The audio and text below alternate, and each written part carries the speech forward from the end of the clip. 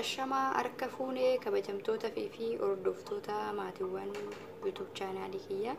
Nagaa Waaqayyoo bakkuma isin jirtanitti isiniif haa baay'atu. Akkam jirtu nagaa keessanii? Ani obboleettiin keessan baay'ee nagaa kooti. Isa madda nagaa keenyaa ta'ee Waaqayyo guddaa eebbifamu. Har'a jechuudha viidiyoo haaraadhaa walitti deebinee jirra jechuudha. Viidiyoon kiyya har'aa immoo dibata rifeensa keenyaati jechuudha. Dibata rifeensa keenyaaf baay'ee gaarii ta'ee isiniif qabadhee dhufe jechuudha. Innis maal jechuun keessaniin oolu asitti kan argatani aloe-vera dha jechuudha. Aloe-vera haala kanaan jechuudha baay'ee gugurdaa miti xixiqqaadha. Haa ta'u malee bifa isin argaa jirtan kanaani adda adda kukkutee jira jechuudha. Akkanaaf mijatutti jechuudha. Kunoo haala kana fakkaatuun kukkutee jira jechuudha. Kabajamtoota hordoftoota kiyya aloe-vera kana erga kanatti kukkutee akkamitti fayyadamtaa jechuun keessaniin oolu. Kanaafuu akkaataa itti fayyadamu hanga dhumaatti isiniif qooduuf dhufeera jechuudha. Kabajamtoota hordoftoota kiyya duraan dursee aloe-vera kana ani akkuma isin argartan kunoo haala kanaan ergan kukkutee booddeetti kan na barbaachisu jechuudha bishaan ho'aadha jechuudha, bishaan danfaadha. Bishaan danfaa aloe-vera akkanatti kukkute kanatti gubbaarraan quncise jechuudha akkasiniif galuufi.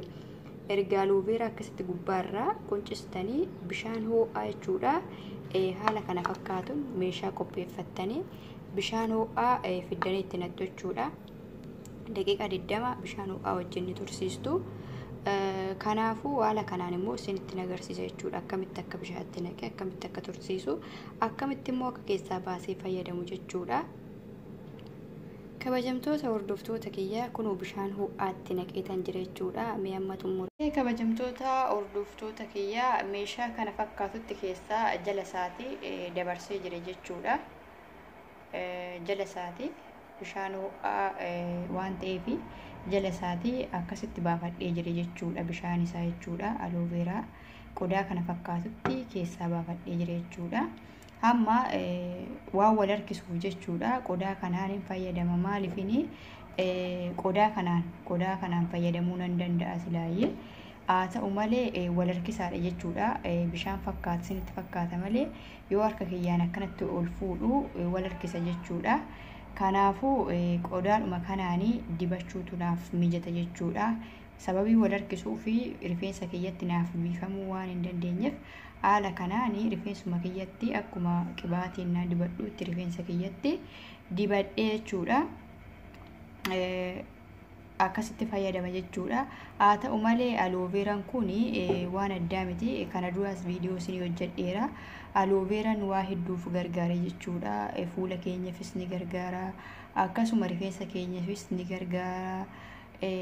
Waa hedduuf gargaara. Haa ta'u malee yeroo fakkeenyaaf fi gaazii irratti wantoota garaagaraa nyaatas haa ta'u wantoota garaagaraa illee hojjennu yoo wantoonni akka bishaanii wantoonni nuti hojjennu suni harka keenya irratti bu'anii harka keenya waan kan nu gube ta'e aloe-vera sana gubbaarraa quncisnees yoo fayyadamne daqiiqaa keessatti nu dhiisa jechuudha.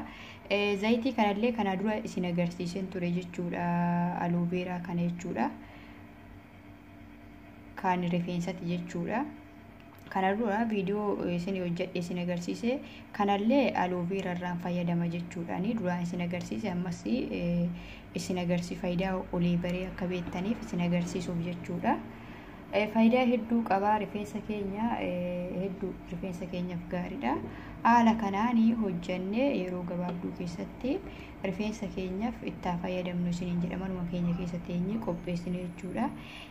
Namoonni kaan jechuudha aloe-vera kana gubbaarraa quncisaniitu namoonni kaan jechuudha akkatti fayyadamanii gubbaarraa quncisaniitu rifeensa isaaniitti akka xaxxaraguu godhu jechuudha.